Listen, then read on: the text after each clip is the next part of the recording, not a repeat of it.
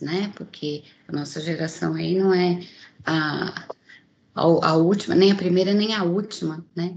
Que foi alterada pela questão de tudo que ele fez, desse mega empresário e com a questão da mudar completamente a forma como nós usamos os computadores. Bom, agora já no meio artístico, um exemplo aqui muito clássico é do Jim Carrey. Ele, com todo esse jeitão dele de comediante, esse jeito engraçado, ele tem sintomas, ele declara isso, né? Que ele tem uma grande dificuldade na manutenção do foco nos sets para manter personagem e tudo mais, e, no entanto, tem uma carreira e uma vida extremamente produtiva. Depois vocês vão entender por que eu estou falando sobre essas pessoas e estou correlacionando certos aspectos, destacando certos aspectos. Agora, eu acho que o grande representante da questão do hiperfoco aqui nesse grupo é o Michael Phelps. Ele conseguiu reverter uma situação em que um professor chegou e falou para ele que ele não daria para nada na vida por ter uma deficiência intelectual, né, entre aspas, né, nas palavras do professor, e a sua família teve a ideia, juntamente com outros professores, de colocá-lo na natação. Ele usou o hiperfoco, que é característico do transtorno de déficit de atenção e hiperatividade, para fazer com que ele nunca mais deixasse de treinar em nenhum dia da sua vida, seriam as palavras dele. E ele se tornou o maior medalhista olímpico de todos os tempos, né? Então, são histórias que a gente precisa avaliar, precisa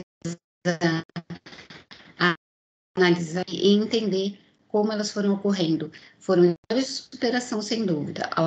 Alguns com tratamento, por exemplo, ele não declara ter usado nada, além do próprio hiperfoco nos treinos, que já não é o caso da Simone Biles, que é uma excelente atleta, mas ela teve problemas sérios, não justificados, tá? Não estou dizendo que foi correto ela ter sido acusada de doping, mas ela teve problemas sérios com o uso da Ritalina, porque foi acusada como se fosse um doping, sendo que ela tinha autorização para utilizar. Outra coisa que eu quero que vocês guardem do caso dela, ela teve uma vida familiar extremamente complicada, com a mãe sendo usuária de substâncias ilícitas, e eu quero que vocês guardem essa informação. Bom, Will Smith eu colocaria aqui como um grande exemplo de desatenção. Ele mesmo se colocava como um exemplo de um ator desatento. Mas, depois do que ocorreu no Oscar, a gente pode usá-lo para ilustrar um aspecto que é o aspecto da impulsividade. Vocês estão quietinhos aí, eu não sei se eu vou conseguir ouvi-los, mas vocês lembram o que aconteceu no Oscar? Eu vou virar um pouquinho que eu estou conseguindo ver vocês por aqui. Pois esse é um dos traços que pode acontecer no TDAH, não é em todas as pessoas, tá? A questão da impulsividade, da agressividade, mas é uma das coisas que podem ocorrer, como a gente vai ver adiante. E o Walt Disney, né? Que depois de mais de 50 anos da sua morte, ele continua sendo considerado um dos maiores empresários de todos os tempos, sendo que no início da carreira, ele foi rejeitado. Num dos primeiros empregos dele, ele foi rejeitado porque achavam que ele não tinha criatividade o suficiente. Bom, depois do que Einstein passou, né, eu já não estranho mais nada. Muito bem, e o que é o TDAH? Então, quando a gente fala do transtorno de déficit de atenção e hiperatividade, o que acontece nessa patologia, né? Por que as pessoas apresentam o diagnóstico de TDAH, sendo que outras têm, às vezes, os mesmos sintomas, mas não têm a doença? Bom, De acordo com o Manual Diagnóstico Estatístico dos Transtornos Mentais, na sua quinta edição, que é o DSM-5, eu costumo falar que é a Bíblia dos psiquiatras, psicólogos, terapeutas, todos da saúde mental, ele é formulado pela Academia, a Associação Americana de Psiquiatria. O transtorno déficit de atenção e hiperatividade, ele é definido atualmente como sendo uma condição do neurodesenvolvimento. O que é isso? Ele é uma condição. Então, a gente tem um fator que é uma predisposição genética, ele não é considerado um fator determinante, porque são mais de 27 genes que estão envolvidos do TDAH. Nem todos que têm alteração nos genes apresentam a doença. Por quê? Porque existe uma coisa que é a influência do ambiente. Então, o que acontecer no decorrer do desenvolvimento neurológico dessa criança é que vai determinar se ela vai manifestar ou não a doença, a condição do transtorno do déficit de atenção. O que é importante aqui é que existe uma tríade caracterizada por desatenção, hiperatividade, com ou sem a impulsividade. Tem que aparecer as três condições, as três têm que estar associadas? Não. Até o DSM-3, sim. Essas três condições, elas tinham que aparecer juntas, a desatenção com a hiperatividade / impulsividade. Agora, a gente já sabe que existem subtipos de TDAH. Então, tem aquele subtipo que tem um predomínio dos sintomas de desatenção ou dificuldade de manutenção do foco, né?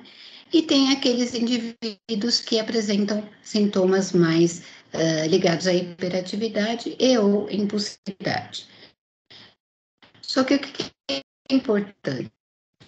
Todos esses num nível exacerbado, ou seja, num nível muito além do que seria esperado para aquela faixa etária, para aquele momento do desenvolvimento tanto da criança quanto do adolescente. Então, não é a gente falar, eu esqueço a chave do carro de vez em quando, eu esqueci a panela no fogão, queimou a comida. Não, isso é desatenção, mas não é TDAH. Porque todos nós temos, em maior ou menor grau, sinais e sintomas de desatenção e de hiperatividade, e até mesmo de impulsividade.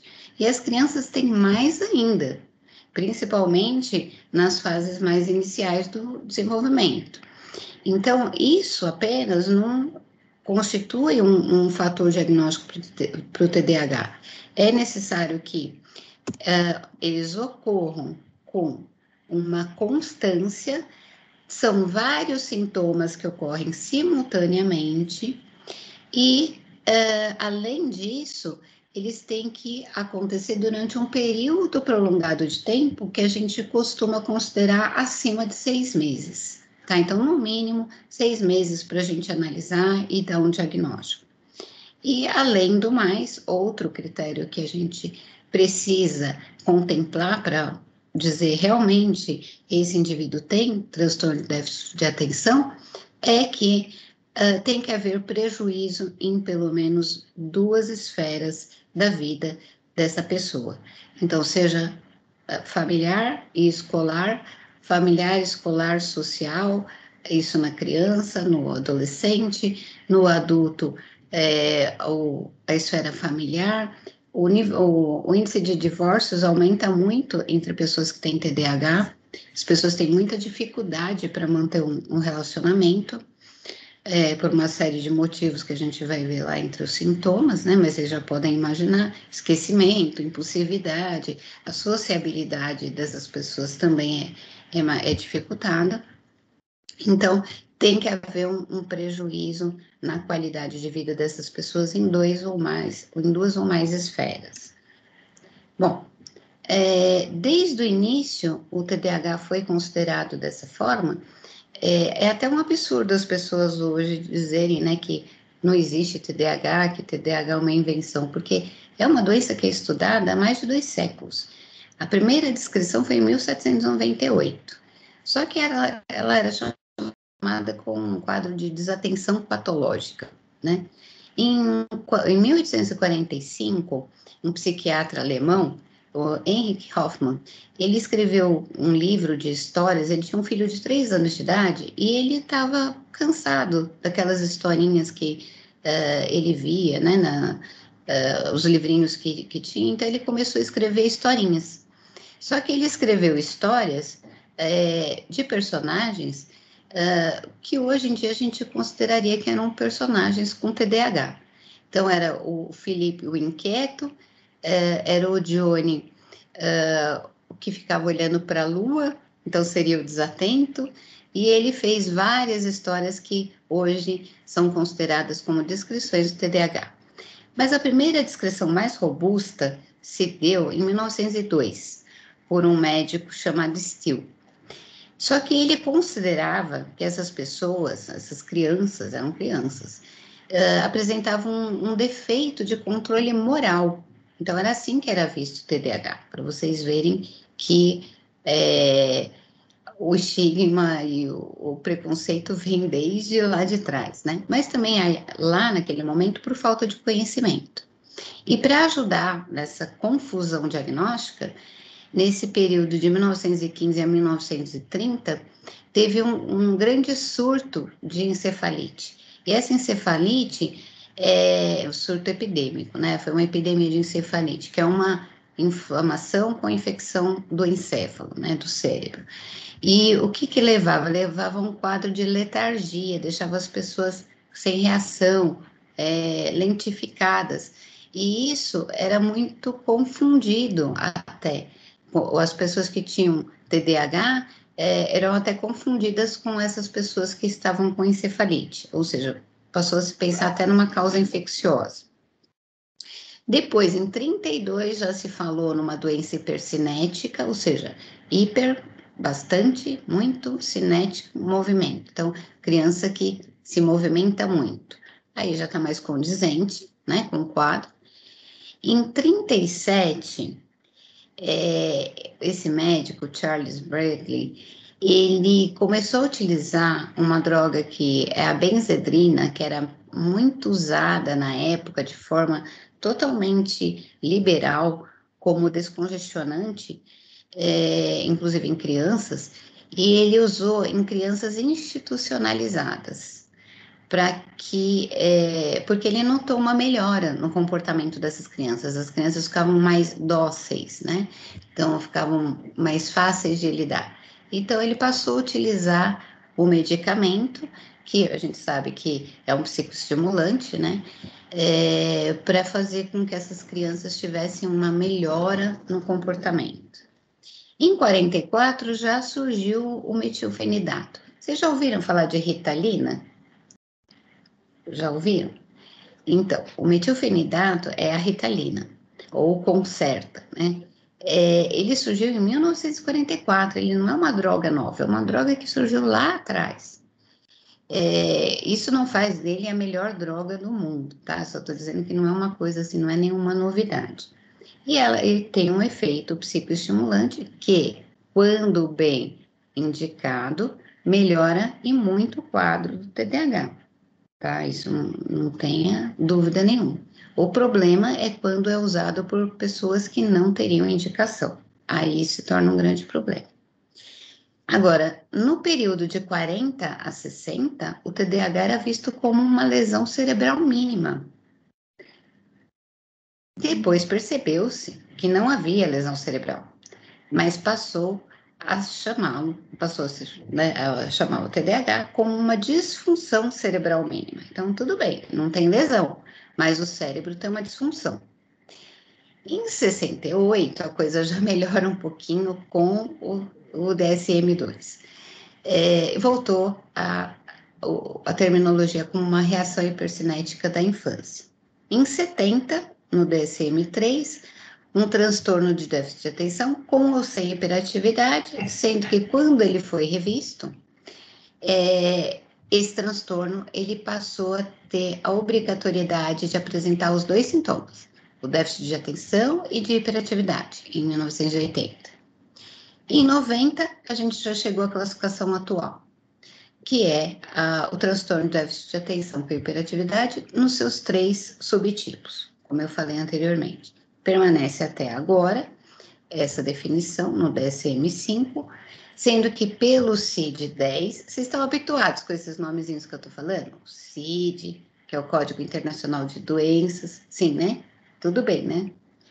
Porque eu detesto assistir palestra, que às vezes a pessoa fica falando as coisas em siglas e códigos, e a gente não é do métier e fica pensando, o que será isso, né? Bom, no CID-10, que é o Código Internacional de Doenças, é chamado como os transtornos hipercinéticos. Então, são desde o TDAH até aquelas crianças que são chamadas hoje de crianças do movimento. Bom, por que eu chamei a atenção de toda essa linha do tempo? Primeiro, para vocês verem que, se hoje em dia ainda há estigma, imagina antigamente como era feito esse tratamento e como a coisa evoluiu. E segundo, para vocês terem uma noção do desconhecimento, né, da fisiopatologia, e que, na verdade, isso é uma coisa muito recente. As descobertas que foram sendo feitas em termos de agentes causais, ou por que acontece o TDAH, é uma coisa muito nova. Então, a gente não tem ainda um tempo de acompanhamento dos casos, isso eu falando das medicações mais recentes, tá? Não da Ritalina em si, mas das medicações como o Venvance, não tem nem 20 anos ainda de uso para a gente poder afirmar muita coisa. Bom, a prevalência mundial do TDAH. Em crianças e adolescentes, a prevalência é de 3 a 8%. Por que essa variação? Porque depende do método que foi utilizado para diagnóstico. Na idade adulta, já cai para 2,5% a 3%. Por que isso? Porque apesar dos sintomas permanecerem na idade adulta, o adolescente e o adulto vão fazendo adaptações. E através desses mecanismos adaptativos, os sintomas vão diminuindo, porque o TDAH não tem cura, mas os sintomas eles amenizam, e amenizam principalmente com a idade. Tá? Bom, no Brasil, a gente tem uma alta prevalência, são milhões de pessoas aí no mundo todo, e no Brasil a prevalência também é alta, cerca de 7,6% em idades entre 6 a 17 anos, 5,2% no adulto jovem e 6,1% nos indivíduos acima de 44 anos. Apesar da gente ver que a prevalência é elevada, isso é um fator preocupante, porque realmente o TDAH é um problema de saúde pública, por outro lado, é até bom que haja essa prevalência elevada, porque o que significa? Quando você tem uma prevalência elevada no país, a primeira coisa que significa é que você tem aquela doença numa num grande número de pessoas. E qual é a outra conclusão que a gente pode chegar nesse caso? O que vocês acham?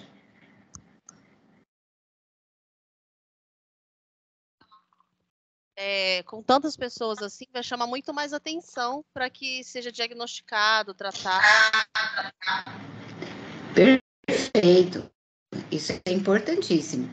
E o que mais que a gente consegue ver quando a gente tem uma prevalência elevada? Isso é importantíssimo o que você está falando. E chamou a atenção, sim, porque a gente tem até novas leis em relação ao TDAH, que é uma novidade, e a gente teve também uma portaria, que é número 14, que eu vou falar depois, que é um protocolo de diagnóstico e tratamento do TDAH, que foi feito, foi lançado em 29 de julho de 2022. E a outra coisa importante aqui, pode falar. Esse índice. Quem estava falando? Eu, Ramon. Oi, Ramon. Uma ligação com o uso de drogas dos pais ou algum uso de drogas, quando eu faço ilícitas, né? Tem alguma ligação? Tem ligação, sim. Se está aumentando a prevalência por causa disso, ainda não tem como a gente afirmar. Agora, o que eu posso te afirmar é que tem sim relação com o uso de drogas, principalmente durante a gestação.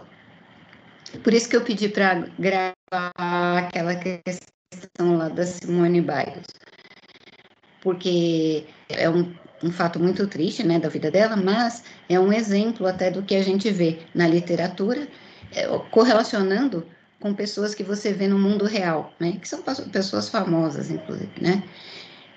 Agora, sim, o único ponto positivo disso tudo, Ramon, é o seguinte: a gente tem feito diagnóstico. Isso que a prevalência elevada pode nos trazer de consolo, no caso. A gente tem conseguido fazer diagnóstico aqui no Brasil, o que é muito importante, porque em muitas patologias a gente tem uma subnotificação, e vocês sabem disso. Na própria Covid foi assim, né? Foi uma subnotificação geral, isso em vários países, e no Brasil não foi diferente.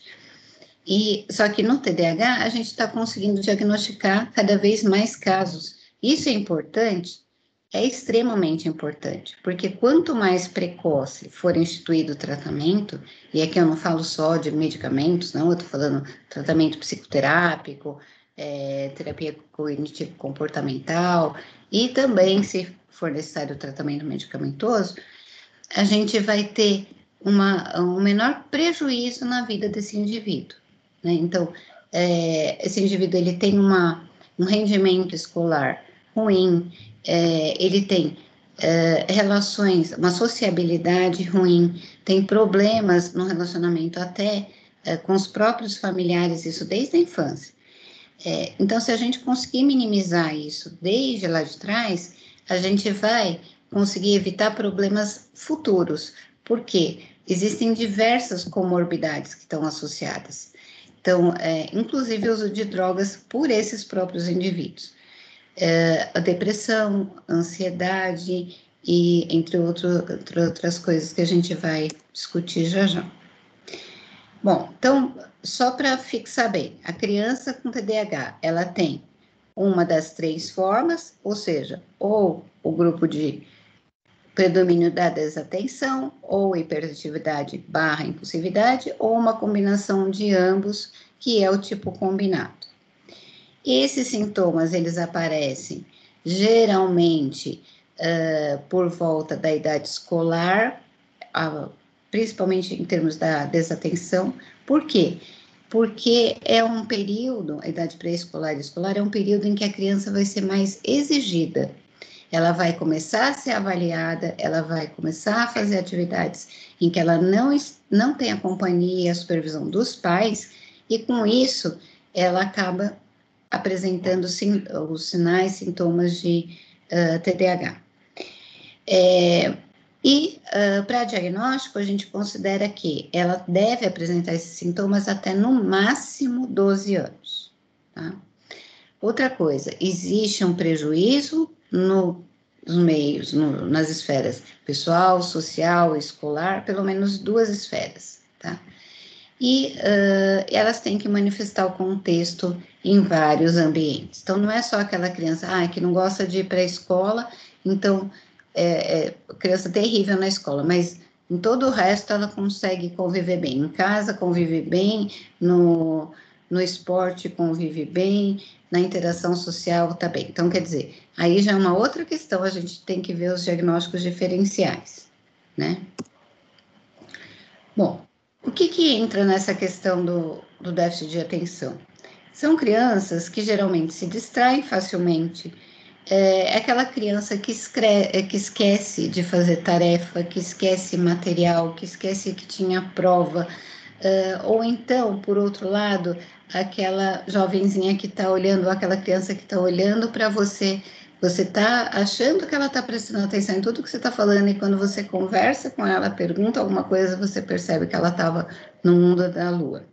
Os sintomas de desatenção são mais frequentes nas meninas, tá?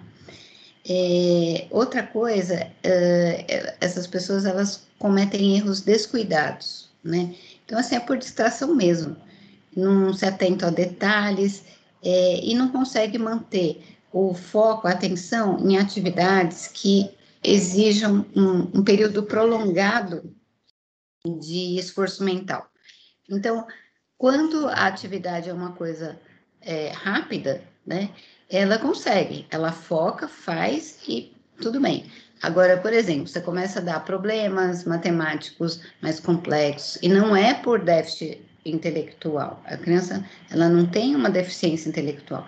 É uma questão de não conseguir focar, não conseguir manter o foco naquilo. Entretanto, é um erro a gente achar que o TDAH, ele não consegue, quem é o portador de TDAH não consegue ter foco. Ele tem, só que ele tem foco em atividades que lhe tragam prazer, que lhe tragam recompensa, tá? Vocês vão ver já já o motivo disso. E quando é a hiperatividade e a impulsividade?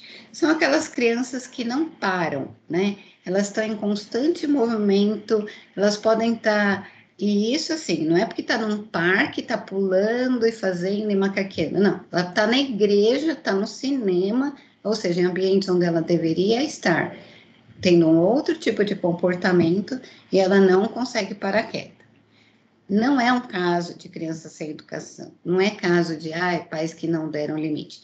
Nesses casos aqui, é porque realmente a criança não para quieta, até quando ela está sentada, ela não para de mexer mãos e pés. É uma questão neurológica mesmo, né? Outra coisa, elas interrompem as pessoas, enquanto as pessoas estão falando. Elas não esperam a pessoa terminar de fazer uma pergunta, por exemplo, elas já querem responder atropeladamente. Isso tudo faz com que o rendimento escolar, o rendimento na faculdade, ou o ambiente de trabalho, então nem se fale, se torne uma coisa bem desafiadora. E esses sintomas, eles geralmente aparecem mais precocemente, por volta de 4, 5 anos. Tá? É só pensar naquela criança terrível que não para, que vocês vão gravar bem o quadro clínico. E é mais comum nos meninos. Tá? Então, para a gente fixar aqui essas questões. Então, aquela criança que se distrai facilmente, que é excessivamente tagarela, interruptiva, às vezes a criança fica brava, fica nervosa, fica agitada, é desorganizada, ela fica frustrada com isso, e porque geralmente são crianças que não são populares, são bem impopulares, inclusive. Isso dificulta muito o relacionamento, sociabilidade. E são crianças que esquecem de tudo, né? Então, mas o que acontece com a mente dessas crianças? E aqui eu vou falar um pouquinho para vocês a respeito. Só um momento, que eu não sou perita aqui nas aulinhas online. Cadê meu assistente de câmera aqui? Deixa eu ver se... Não, deixa eu voltar, só um minutinho. Deixa eu ver se aqui... não, só um minuto, gente. Eu preciso do Tiago aqui. Porque não está passando o vídeo.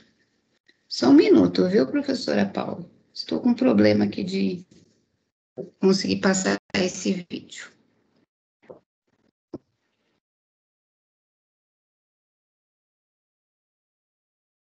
Bom, se eu não conseguir passar o vídeo, eu vou falar aqui para vocês. É uma pena, mas o Tiago não está aqui, meu assistente não está aqui. Eu vou falar para vocês e depois a gente volta e passa o videozinho. O que acontece é o seguinte, o córtex, as áreas do cérebro, elas vão maturando no decorrer do desenvolvimento, do crescimento, no sentido do tronco para a região frontal, o córtex pré-frontal. O que acontece nas pessoas normais? Durante essa fase de maturação, eu queria passar o videozinho, mas depois a gente ilustra melhor isso. Durante essa fase de maturação, as várias regiões, elas vão se diferenciando, isso chama poda neuronal.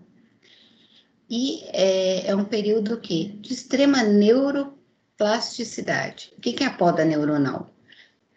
O córtex, ele vai sofrendo uma maturação, e essa maturação faz com que a pessoa comece a ter as funções cognitivas, as funções executivas, de planejamento. É como se a pessoa começasse a ter mais raciocínio, começasse a ter mais juízo, vamos dizer assim.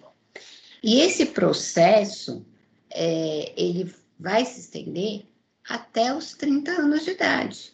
Então, a princípio, a gente considerava que era até os 20 anos, hoje a gente já sabe que até os 30 anos acontece esse processo de maturação, de neuroplasticidade. Agora, o que acontece no cérebro de uma pessoa que tem TDAH?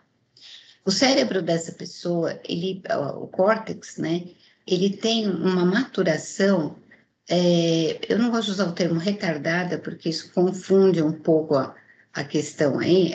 Eu já falei, essas crianças não têm déficit intelectual, tá? O retardado é no sentido de, é mais demorado. Então, a maturação é mais demorada. Então, leva mais tempo para acontecer a maturação. Vocês estão vendo como aqui tem mais áreas azuis, mesmo tendo só um corte aí do vídeo que eu queria mostrar para vocês, mas essas áreas azuis aqui são áreas de maturação. Olha aqui, na mesma idade, um córtex pré-frontal de um TDAH. Então, ele não tem ainda a maturação dessa área. E assim permanece, essa diferença na maturação permanece em todas as faixas etárias, tá? Que era isso que tinha no vídeo. Eu não consegui passar o vídeo. Eu chamei o Tiago por... Instantinho só, gente.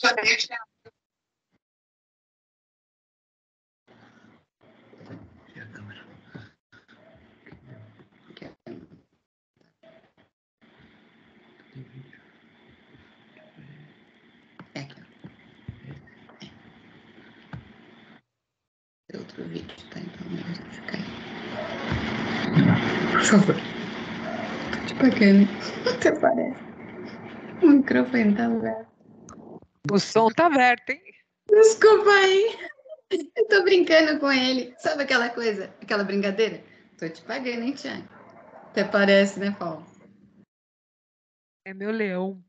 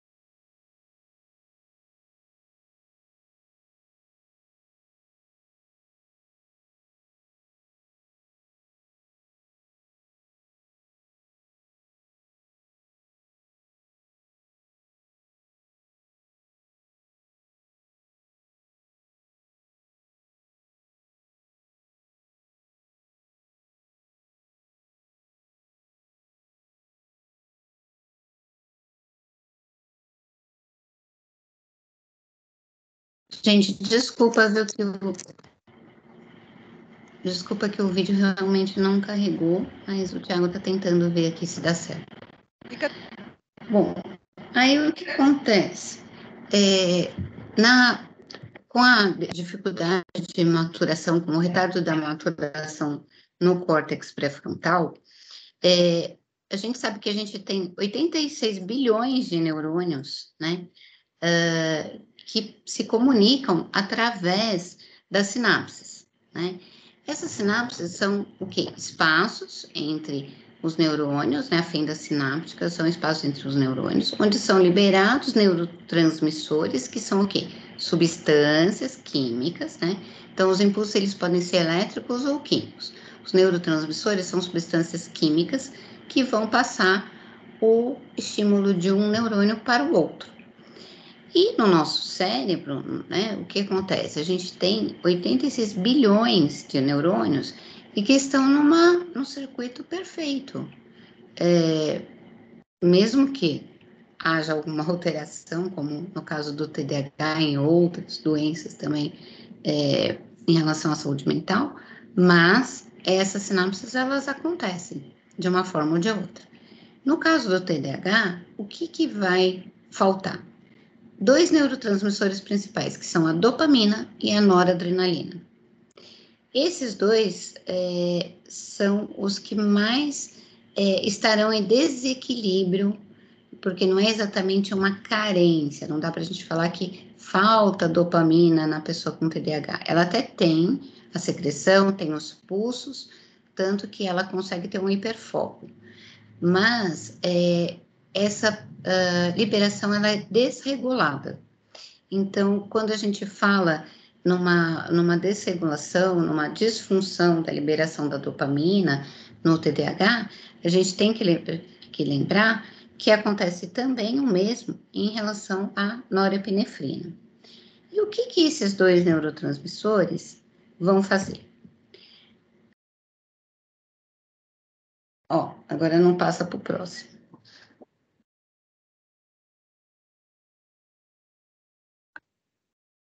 Thanks. Vamos fazer uma analogia com essa bonita jovem aqui que está ouvindo música no fone de ouvido. Ela está conectada ao celular através do cabo, do Bluetooth. Ela está conectada com o cabo. Está dando para a gente ver aqui. Então, a conexão está ok. Provavelmente, a música também está sem ruídos, está uma música agradável pela feição dela. Vocês concordam? Pessoal. O bilhete que passa. É bilhete? Não, é bolacha. Ai, que gostoso. Vocês estão me ouvindo aí? Alguns ouviram, né? Muito bem. Bom, e aí? Tá com a bolacha aqui. É aniversariante. Que delícia! Eu falei que gostoso. É porque eu estava perguntando. Vocês não acham que aqui a coisa tá toda certinha? Tem uma conexão perfeita ali no som da moça? E o som também tá sem ruído, certo? Muito bem. O que isso tem a ver com a dopamina e a noradrenalina? A dopamina e a noradrenalina, elas fazem exatamente isso no nosso cérebro.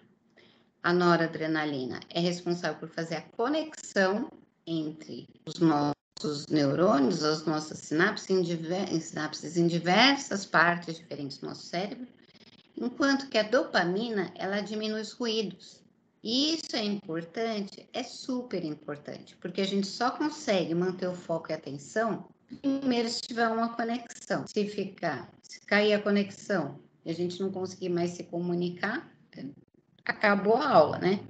E fora isso, se além da conexão, eu estiver falando aqui, mas tiver um ruído absurdo que vocês não consigam me ouvir, também não vai ter entendimento.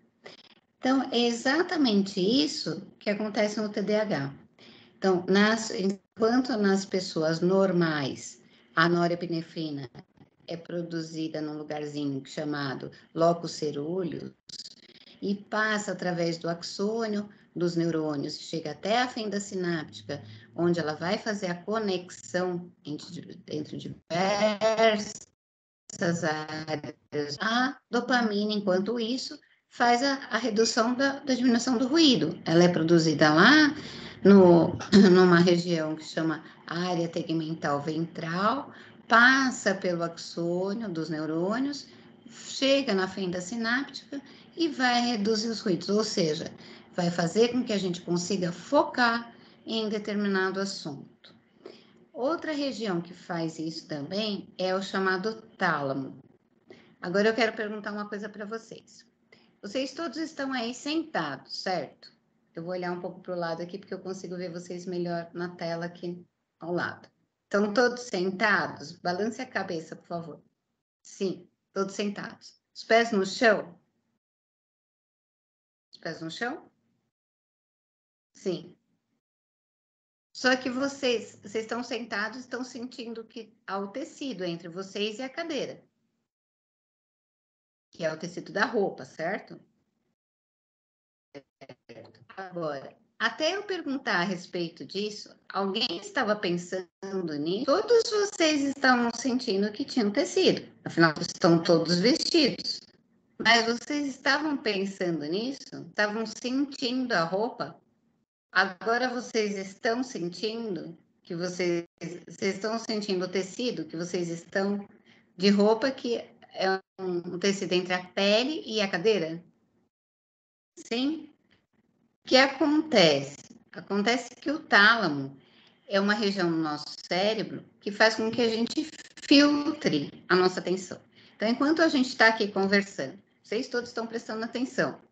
Eu estou conversando com vocês, eu estou prestando atenção em vocês. Eu não estou pensando que eu estou aqui sentindo o tecido no meu braço, na minha perna, vocês também, é a mesma coisa. Vocês não estão nem lembrando que vocês estão sentados, estão com os pés no chão. A partir do momento que a gente desfoca, muda o foco da nossa atenção para um outro lugar, a gente passa a ter essa percepção. Então, o tálamo é uma outra região extremamente importante, isso no funcionamento normal cerebral. É por isso que a gente consegue prestar atenção nas aulas, a gente não fica igual a criança com TDAH, por exemplo. Caiu um lápis do lado da criança, a criança já perde o foco, a criança já não presta atenção em mais nada. Então, assim, é uma outra teoria que vem sendo aventada em relação à participação do tálamo na fisiopatologia do TDAH. Fora a questão da diminuição da ação da dopamina e da noradrenalina, ou melhor, a desregulação na ação de ambas, tá? E são as áreas principais que são a área dorsolateral do córtex pré-frontal, que é responsável pelo trabalho, pela memória, e a ventromedial, que é responsável pela tomada de decisões complexas, o pensamento, o planejamento estratégico, coisas mais elaboradas. E o córtex parietal, onde acontece também a orientação da atenção, não é só o tálamo filtra, agora quem mantém a atenção é o parietal. É por isso que vocês estão aguentando aí me ouvir falar, que eu já estou falando há um tempão aí, vocês estão conseguindo prestar atenção ainda, estão me ouvindo, é por causa do lobo parietal, do córtex parietal. Outra região muito importante, que tem toda a relação com o TDAH, é o córtex cingulado. E aqui a gente tem tanto o ventral anterior quanto o dorsal anterior. E aqui são inúmeras funções, desde os componentes cognitivos, afetivos, as funções executivas, até o controle, o nosso controle de atitudes, de comportamento. Então, o que acontece? São aqueles indivíduos, às vezes, que conhecem a mocinha lá na balada e 2 dias depois já pedem casamento, entendeu? O que acontece quando há uma disfunção nessas regiões, uma disfunção na questão dos neurotransmissores aí nessa região, uma impulsividade absurda. Então, isso é um exemplo que eu dei, mas a impulsividade, ela pode se relacionar também à questão da violência, à questão da agressividade, de mudança de emprego, de várias formas, de vários comportamentos que a gente consideraria como irresponsáveis, mas que na verdade são pela falha da maturação do córtex, que acontecem nessas pessoas, inclusive nos adultos. Só uma perguntinha, Juliana, por favor. Oi, Juliana. Sobre a parte que você falou, eu me perdi um pouquinho ali na parte que você falou, quando as pessoas têm muita impulsividade, por exemplo, a ponto de chegar a pedir alguém em casamento em 2 dias. Qual que é a parte do cérebro mesmo que a doutora citou? É do córtex cingulado. Ele Sim. chama córtex cingulado. É o que eu estou apontando aqui na figura, tá dando para ver? Aqui é o córtex cingulado anterior, é essa área aqui. Ele chama cingulado porque ele tem essa forma de ser mesmo, sabe? Ah, tá bom, então, obrigada.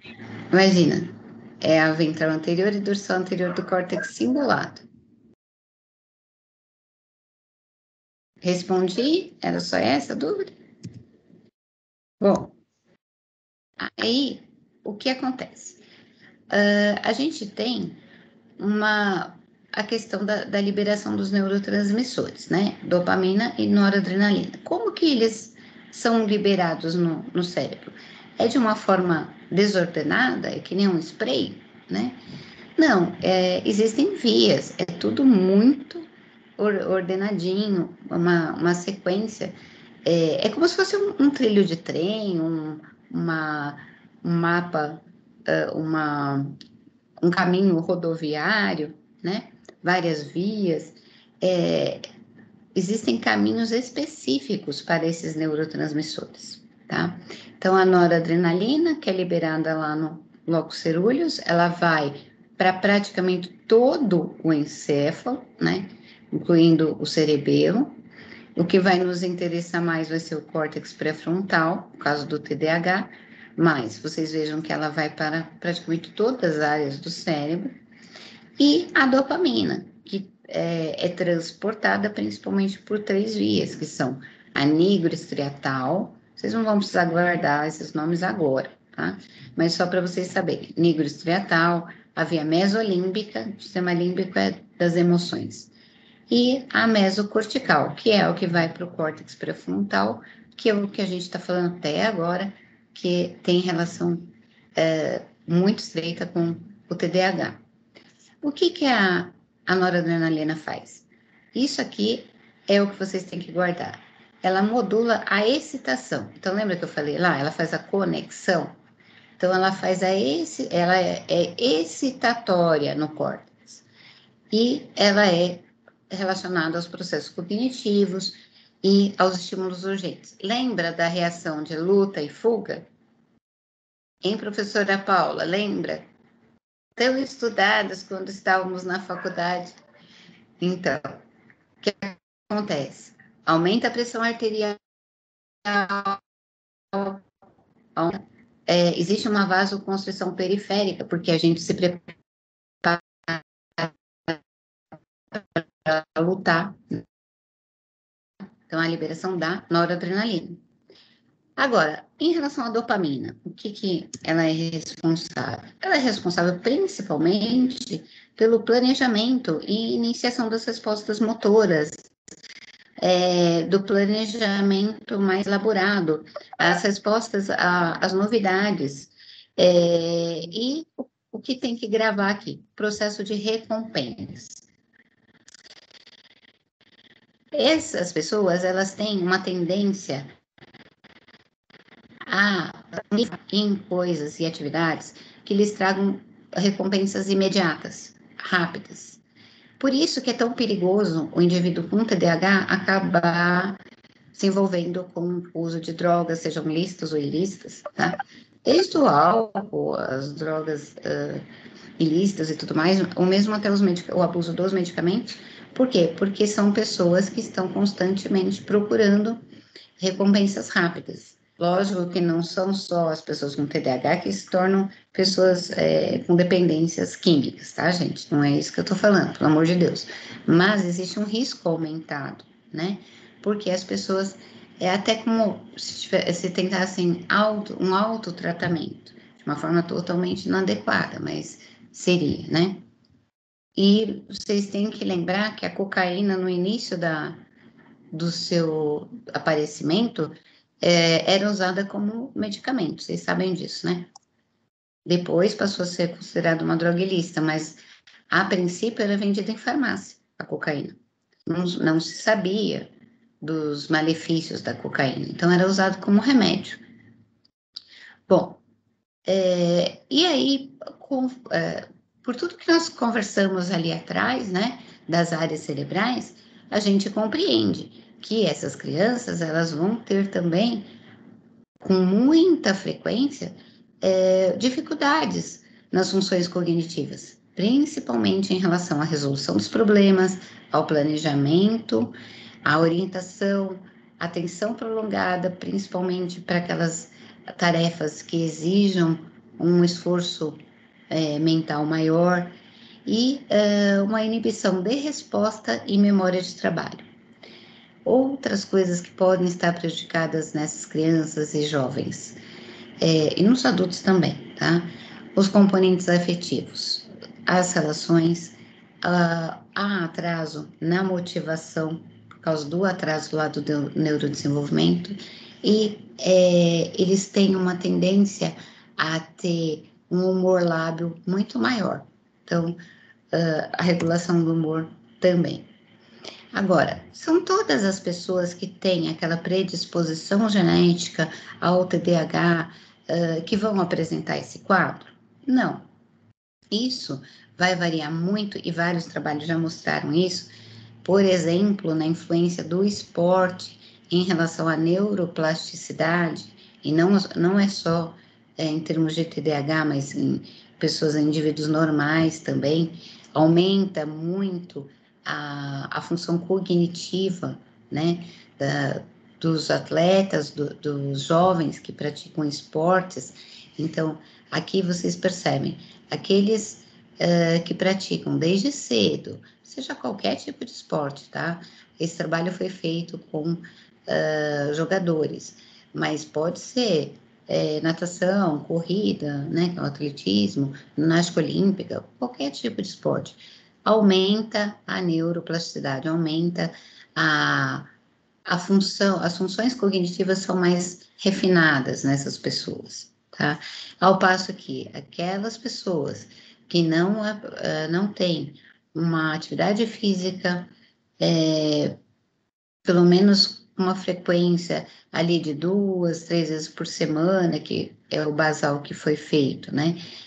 Outra coisa, que não tem contato com um meio ambiente saudável, meio ambiente que eu falo é natureza mesmo, tá? Então, principalmente as pessoas nos meios urbanos, sem contato nenhum com a natureza, a gente tem uma tendência a um desenvolvimento cognitivo muito mais pobre, né, mais baixo. Imagina num indivíduo, então, com TDAH, como isso passa a ser prejudicial, né? Então, é o que eu falei, a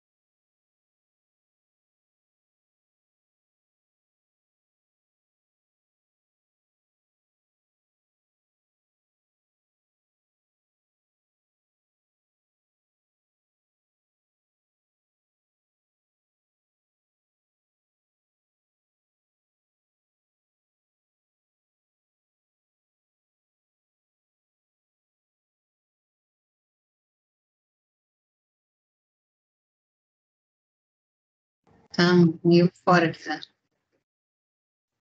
Acho que é assim. Obrigada, Tia. Voltou. Voltou, né? Uma aluna minha Desculpa. que perguntou, caiu, não machucou não, né? Não, ainda bem, ainda bem. Ó, falando tanto de TDAH aqui, né? Ah, isso é uma coisa importante até que nós vamos falar. Acho que no próximo slide, acho que é exatamente nós vamos falar sobre isso. Bom, e outros fatores que influenciam, né, nessa neuroplasticidade, no desenvolvimento, na maturação que acontece ao longo da vida, como eu falei, até os 30 anos de idade, né? Logicamente, essa pessoa tem que ter uma qualidade de sono. A gente sabe que status econômico influencia por uma série de fatores, né? Estresse, alimentação, o próprio estado mental, psicológico, a nutrição, os hormônios sexuais influenciam muito, tanto que a gente vê nas adolescentes muitas vezes os quadros às vezes acentuados por conta disso nas meninas, né? O ambiente e a predisposição que já existe por conta da questão neurobiológica para drogas e álcool, então tem que tomar muito mais cuidado com esses pacientes, tá? E o que o nosso amigo estava me perguntando em relação ao uso de drogas na gestação, lá na frente a gente vai citar, mas aqui eu já adianto, em relação às mães que usam álcool, usam o próprio tabaco ou drogas na gestação, a tendência a ter crianças com TDAH é muito maior, além de outros traumas pré e pós-natais. Agora, voltando aqui.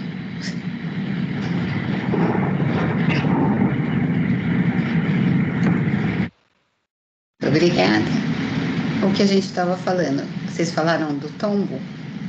Olha só, vocês tiveram uma previsão aqui do que eu ia falar em relação aos tipos de injúria que podem acontecer ao longo da vida de uma pessoa com TDAH, onde não tenha sido feito um diagnóstico precoce e essa pessoa não tenha um acompanhamento adequado, e com isso ela continua tendo sintomas e ela vai tentando criar métodos adaptativos, porém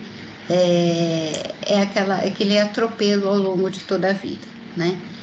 Na infância, são muito mais frequentes os traumas na cabeça, traumatismo crânioencefálico, as fraturas ósseas, a ingestão de substâncias. Então, criança que toma detergente, que toma qualquer tipo de coisa que, né, ponha na boca, a criança tem uma agitação, um comportamento imprudente, né, que leva à ocorrência de mais incidentes, né, durante a infância. E na adolescência, o que vai acontecer? Esses incidentes acabam se tornando acidentes, né, automobilísticos, seja pela desatenção, seja pela procura de fortes emoções, né, porque essas pessoas estão sempre buscando aquelas compensações imediatas, né, e em termos de vida adulta, os acidentes de trabalho e a correlação com várias comorbidades.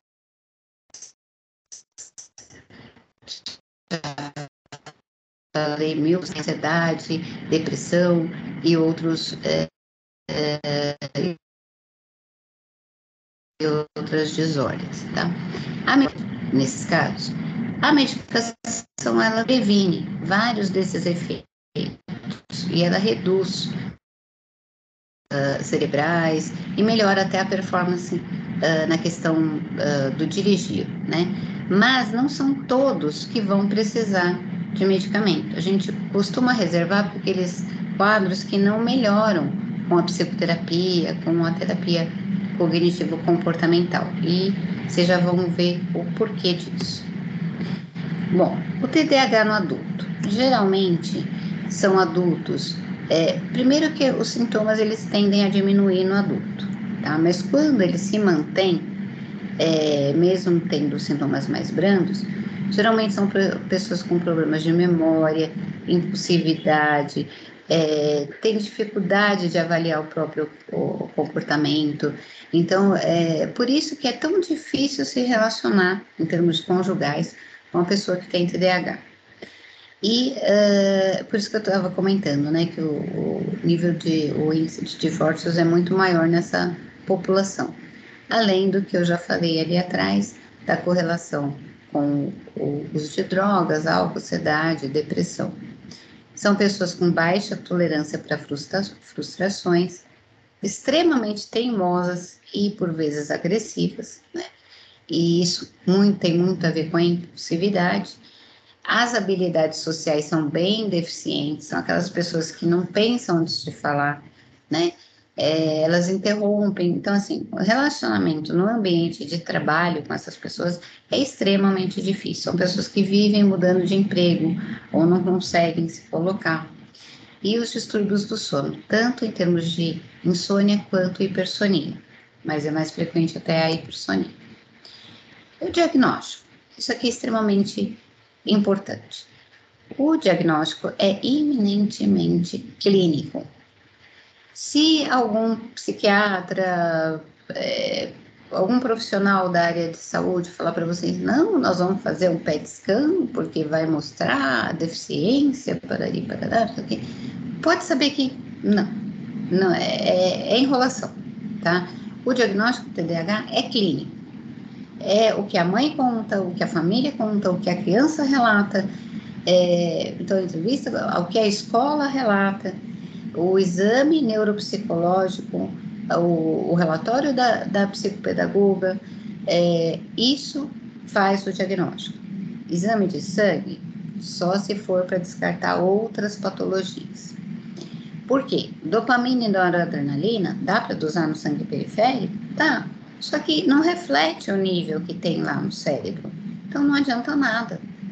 Imagens cerebrais, a gente utiliza também para descartar outras doenças. Se você tiver alguma dúvida, alguma outra hipótese diagnóstica, aquelas crianças que tiveram traumatismo crânioencefálico, tem alguma outra hipótese diagnóstica que possa se correlacionar com aquele quadro, ou mesmo um eletroencefalograma, para descartar crise de ausência, convulsão, epilepsia, aí tudo bem, aí é válido. Agora, para fazer diagnóstico de TDAH, não. Bom, eu estava falando das leis. Aqui era interessante aí para os juristas da faculdade de vocês. Mas é importantíssimo vocês saberem disso. O ano passado, a gente entrou em contato com um novo protocolo para tratamento do transtorno, né? Mas desde as primeiras leis de inclusão, o TDAH ele já se encontrava no meio, logicamente, dessas alterações para que acontecesse a inclusão dessas pessoas, dessas crianças, principalmente no ambiente escolar. Só que nunca se falou especificamente do TDAH. E a Lei 14.254 foi uma lei que veio para contemplar essa população, após tanta reclamação, com toda justiça, né, com toda certeza, uma reclamação extremamente justa de familiares e psicopedagogos e tudo mais, em termos dessa população disléxica, da população com transtorno de déficit de atenção com ou sem hiperatividade, que não tinha nada definido por lei. São basicamente 6 artigos, tá? Que são 5 artigos, porque o 6º só fala que a lei vai entrar em vigor a partir da data de publicação. Então, o primeiro artigo fala em relação, vou resumir, em relação à função do poder público. O que acontece? O poder público, ele tem o dever de promover condição suficiente para que essas crianças tenham um diagnóstico precoce. E o quanto mais precoce possível, melhor será. Além disso, todo o apoio educacional na rede de ensino, seja ela pública ou privada. Essa criança tem o direito a ter um acompanhamento específico na rede de ensino, bem como o apoio especializado na rede de saúde. Volta a dizer, sendo pública ou privada. Por que eu estou falando isso? Porque convênio não pode se negar a incluir criança com TDAH ou adolescente com TDAH por esse motivo, tá? Como também não pode se negar a incluir o TEA, né, o transtorno do espectro autista. Muito bom.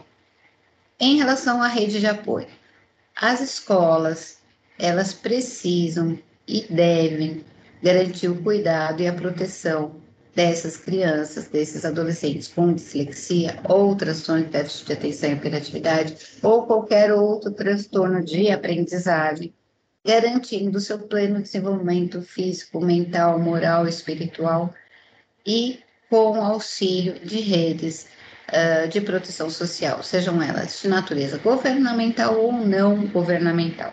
Então, aqui as ONGs também.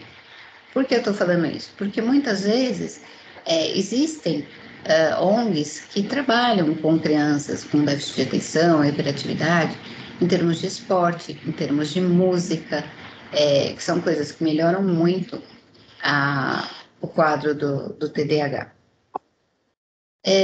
Bom, a prática pedagógica específica, isso é muito importante, doutores, futuros doutores pedagogos, psicopedagogos, isso é extremamente importante, vocês adaptarem a prática dos professores que vocês vão orientar para que eles lidem com essas crianças com dislexia, com transtorno de déficit de atenção ou algum outro transtorno associado, principalmente naqueles casos em que tem alterações no desenvolvimento de leitura e da escrita. Porque lembra que eu falei que essas alterações elas vêm principalmente naquele período da alfabetização? A gente sabe que é uma coisa meio utópica dar uma atenção diferenciada para essas crianças.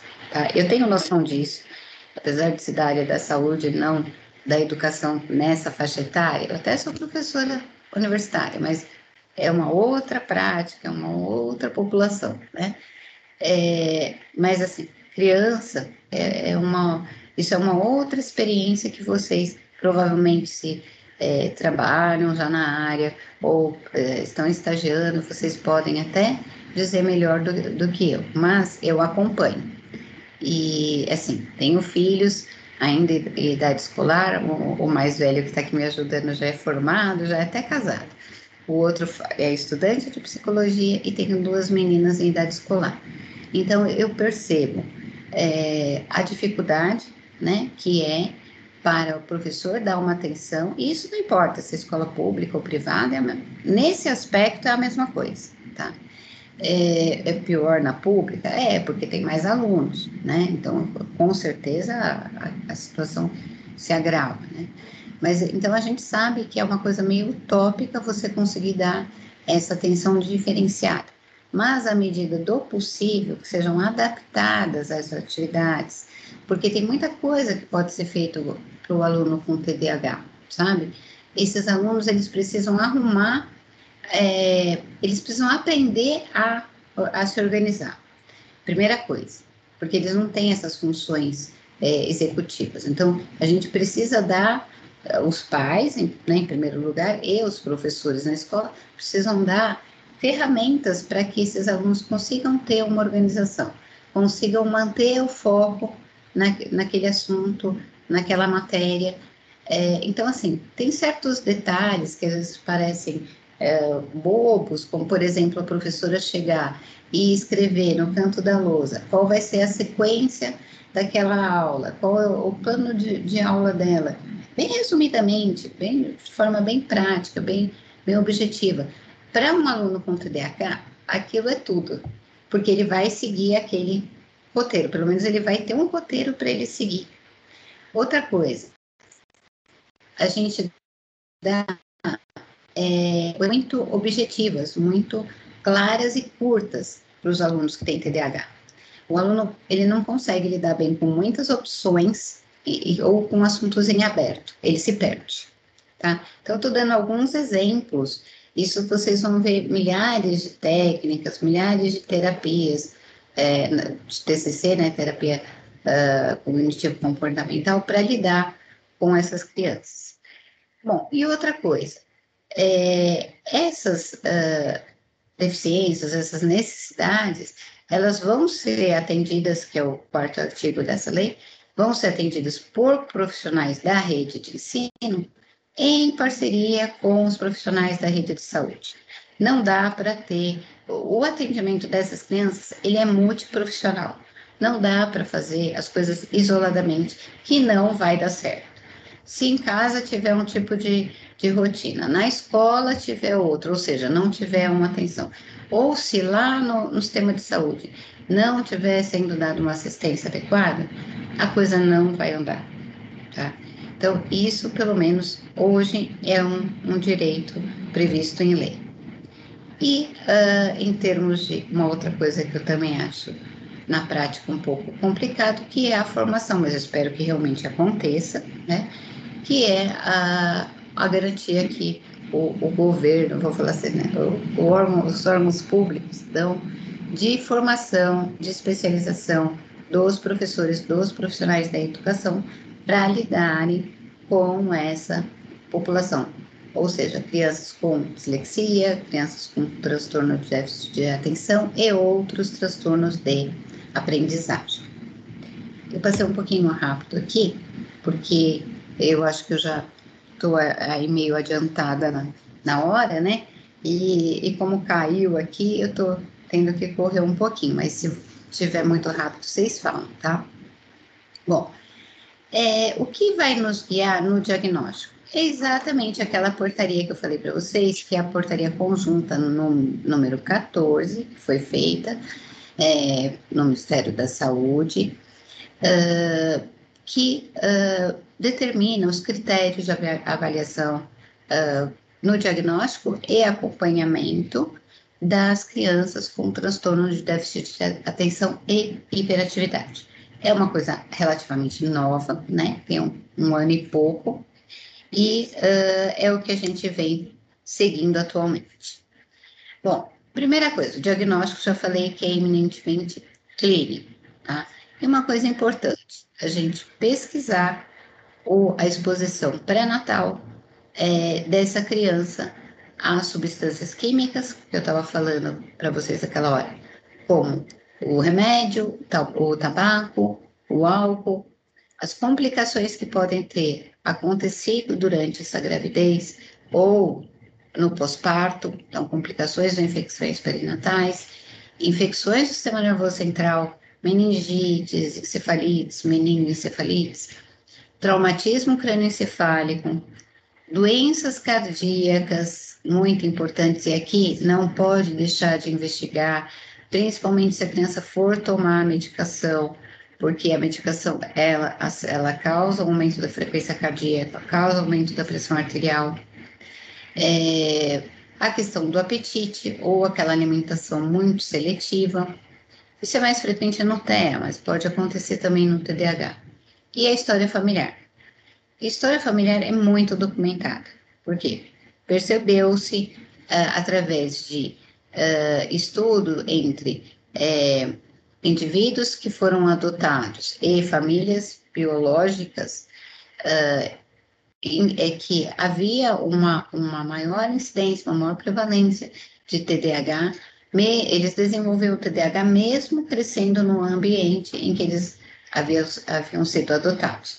Isso em relação aos pais biológicos que também tinham TDAH. Então, foram inúmeros trabalhos que foram mostrando essa predisposição genética.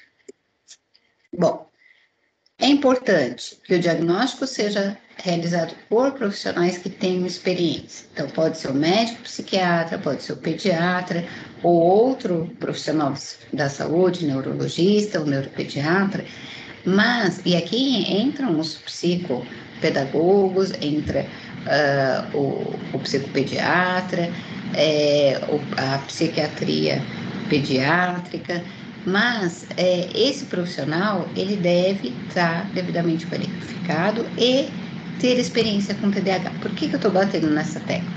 Porque é muito comum você ver na internet esses testes, pessoal, youtuber colocando teste, sabe? Não desmerecendo, mas assim, é uma tremenda irresponsabilidade.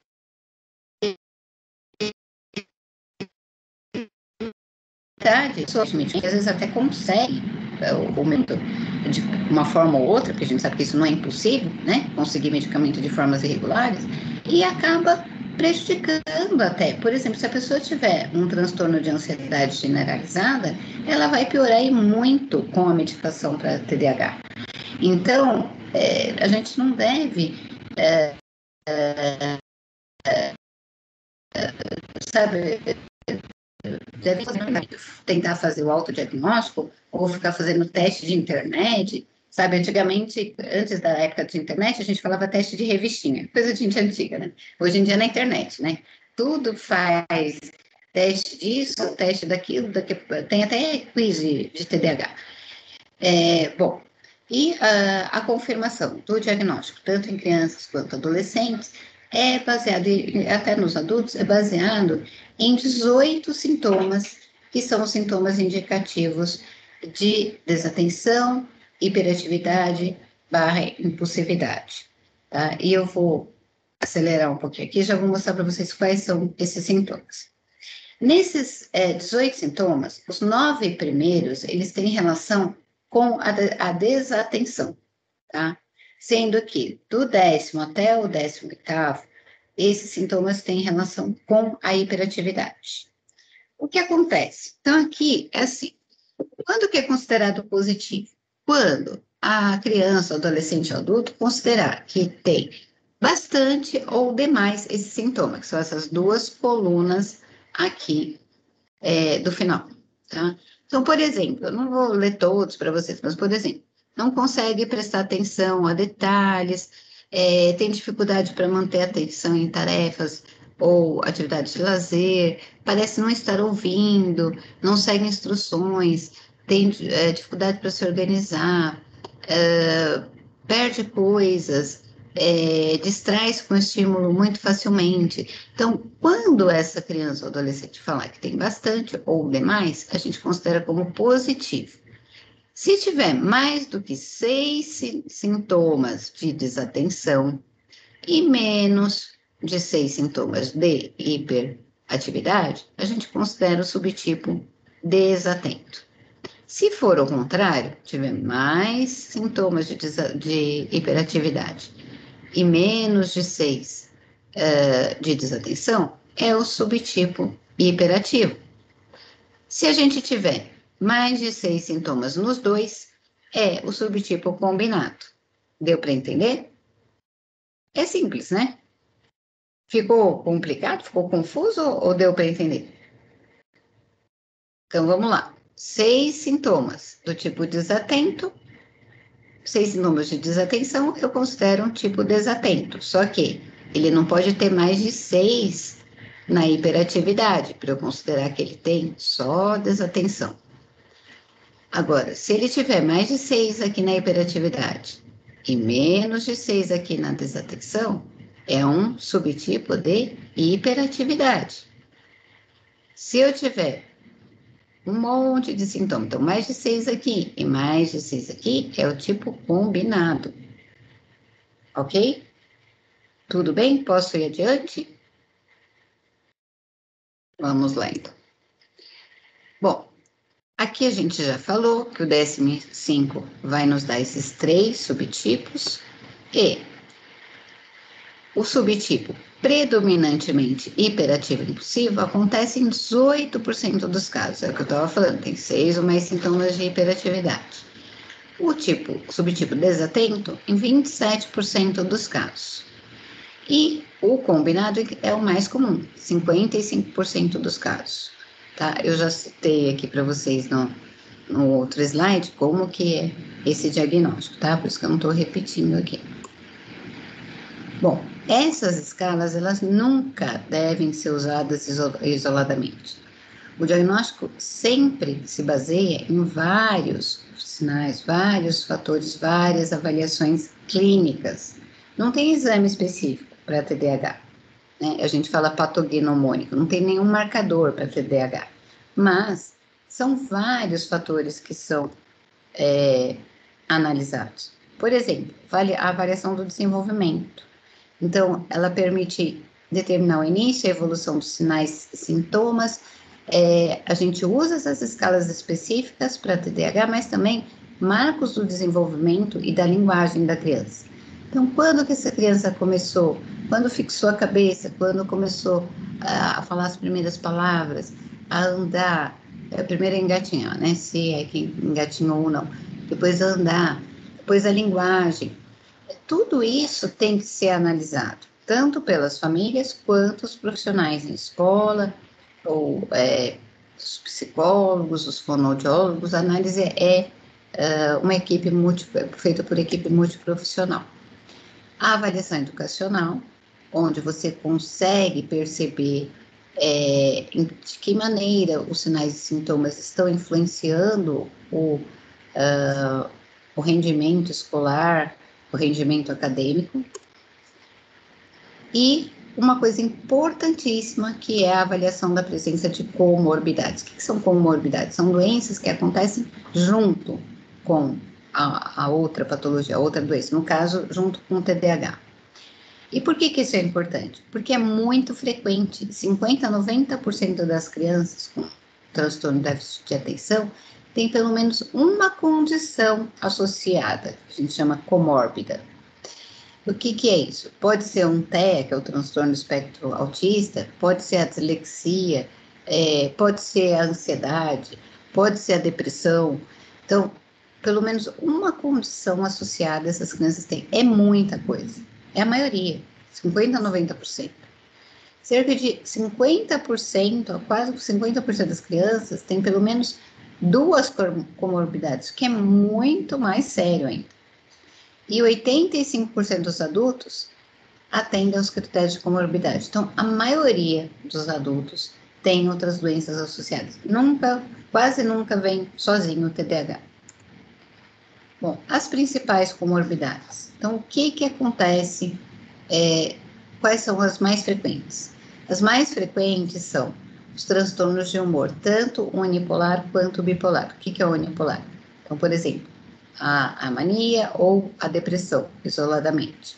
E a bipolaridade, que é a alternância entre as fases de mania ou hipomania e as fases depressivas. Os transtornos de ansiedade, inclusive de ansiedade generalizada, e também as fobias, viu? Transtornos de desenvolvimento neurológico. Aqui entra, inclusive, o TEA. Transtornos de personalidade, especialmente os casos de borderline e os transtornos de personalidade antissocial. Isso é muito frequente acontecer em crianças e adolescentes e também em adultos. Isso é de um modo geral no TDAH. O transtorno por uso de substâncias, infelizmente, né? Até porque, como eu estava falando, as pessoas elas tendem a ter uma necessidade de se tratar, sabe? Às vezes é uma tentativa para se sentir normal.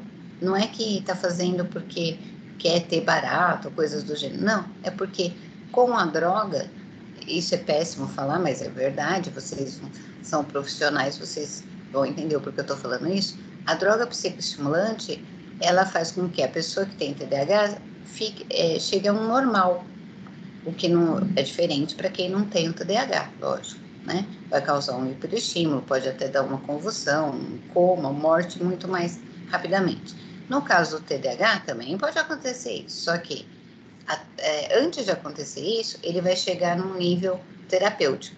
Então, ele vai conseguir melhorar a concentração, melhorar o grau de... vai diminuir a hiperatividade, apesar de ser uma droga estimulante, ela diminui a hiperatividade porque ela trata o transtorno. Né? Bom, mas não é o ideal, obviamente, né?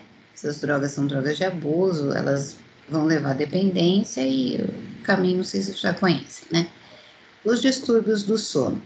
E aqui entra uma coisa interessante, que é a síndrome das pernas inquietas. Vocês já viram aquela pessoa que até dormindo ela está mexendo as pernas? Isso é muito frequente no TDAH. Além da hipersonolência, que também tem mecanismos em comum na questão neurológica. Diagnóstico diferencial. Aqui é muito importante. Por quê? Porque se a gente fizer o diagnóstico errado, o tratamento vai ser inadequado e, como eu falei, tem quadros que pioram se a gente der um tratamento para TDAH. Por exemplo, a ansiedade generalizada. Se eu tratar a ansiedade generalizada como TDAH, eu vou piorar em muito o transtorno, tá? A criança vai ficar muito mais ansiosa, porque são drogas psicoestimulantes, e vai piorar totalmente o quadro. E o que é essa ansiedade generalizada? Só para dar um panorama geral para vocês. São aquelas pessoas que têm preocupações incessantes, né, por um longo período de tempo, e com isso elas se sentem muito cansadas, com falta de energia, um humor ansioso, tem sintomas de ansiedade somática, então aqui, o nervosismo, a falta de ar, sabe aquelas crises, né, que a gente fala, as crises de ansiedade? Bom, o transtorno obsessivo compulsivo, aqui aparece, obviamente, as obsessões, os comportamentos compulsivos, e isso tudo muitas vezes se confunde com certos tipos, certos comportamentos no TDAH hiperativo.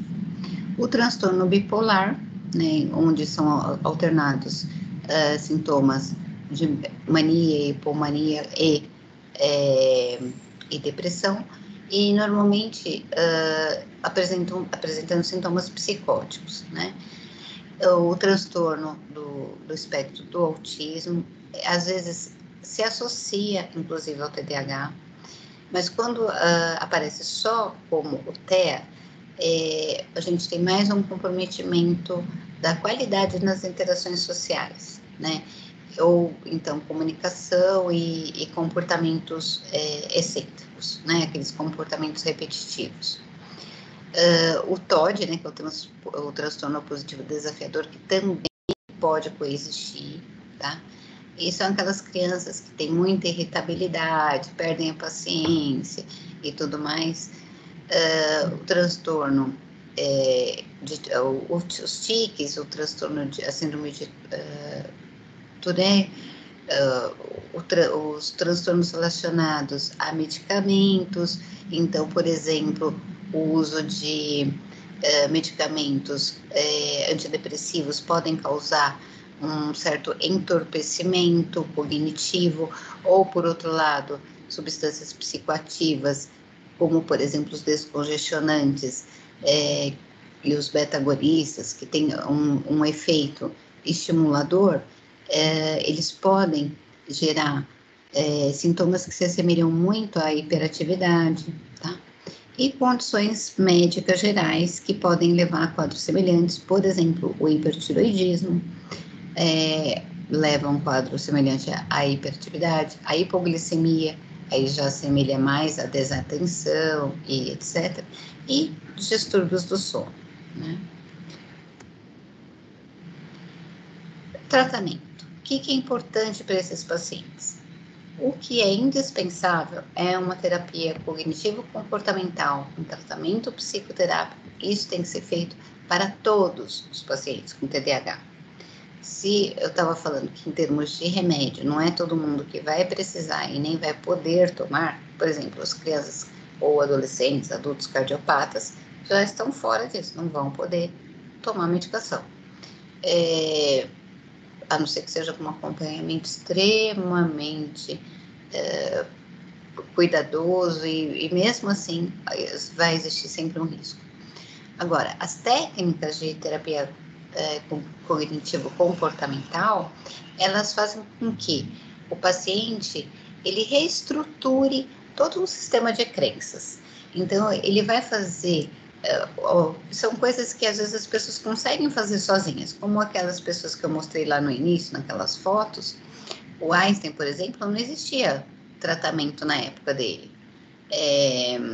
O Churchill também não é outra pessoa que, né, na época dele também não existia tratamento. Então, assim, foram pessoas que foram se adaptando e fazendo mecanismos para que conseguissem se tornar pessoas funcionais. Mas, se a gente pode fornecer isso para os nossos pacientes, a gente pode facilitar a vida dessas pessoas, por que a gente não vai fazer esse tipo de terapêutica, né? Então, essas terapêuticas, elas são voltadas para que eles criem processos adaptativos e diminuam, ou pelo menos amenizem, aqueles comportamentos mal adaptados, pensamentos, emoções e sensações que gerem consequências negativas e ruins para eles e permaneçam naquele ciclo, né? De hiperatividade ou desatenção, frustração, mais hiperatividade, mais frustração. Bom, fazendo essas mudanças, a gente consegue que essas pessoas desenvolvam habilidades que elas utilizem por toda a vida. Então, apesar de não ter cura, essas pessoas conseguem viver bem através dessas mudanças de comportamento. Bom, aqui passando bem rapidinho, né, o que é feito na terapia, nas técnicas que são feitas, né, nas técnicas cognitivas e comportamentais. Então, é toda uma reestruturação, o auxílio na solução de problemas, o incentivo ao diálogo interno, são técnicas que são usadas. Treinamento do autocontrole, tudo o que falta na pessoa com TDAH vai ser reforçado, vai ser ensinado, tá? O autorreforço, então, não tem professor lá na casa dele, mas ele vai, ele próprio fazer o seu autorreforço, ele próprio vai cobrar dele aquela matéria, vai tomar dele aquela matéria, vai ver se ele aprendeu. Treino de autoinstrução. Nas técnicas comportamentais, aquele automonitoramento, autoavaliação, sistema de recompensas que funciona muito bem em quem tem TDAH. Aqui eu lembrei de uma aula que eu dei na pós-graduação outro dia. A professora Paula vai lembrar da história do carimbo. Teve um aluno que surtou. Ele tinha trauma de carimbo, né, professora Paula? Foi. Né? Ele surtou. Não, Acionei um gatilho no aluno que não esperava. eu nunca vi uma questão daquela. Há um carimbo, mas tudo bem. Eu passei a repensar a história do carimbo. Eu nem coloquei carimbo aqui. Eu coloquei sistema de recompensa, fichas e etc. As punições aqui, gente, não são no sentido de a gente bater no filho, bater no aluno, não é esse tipo de coisa.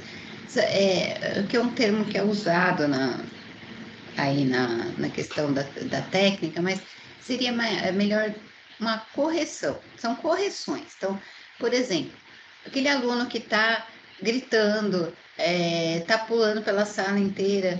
Então, a gente vai corrigir. Olha, aluninho, ao invés de você ficar pulando, gritando, quando você quiser falar, levanta a mão. Outra coisa, para diminuir um pouquinho esses fluxos de hiperatividade, a gente colocar como ajudante de sala, porque daí o aluno vai poder caminhar um pouco, vai diminuir um pouquinho aquela ansiedade dele, porque eles não conseguem ficar parados, né, os que têm hiperatividade. Então, Com licença um minutinho. Alguns alunos estão curiosos da questão do carimbo, né? Então, para a gente explicar o que aconteceu, eu não sabia que a gente ia ativar um gatilho, e eu mencionei de carimbo como compensação para o aluno.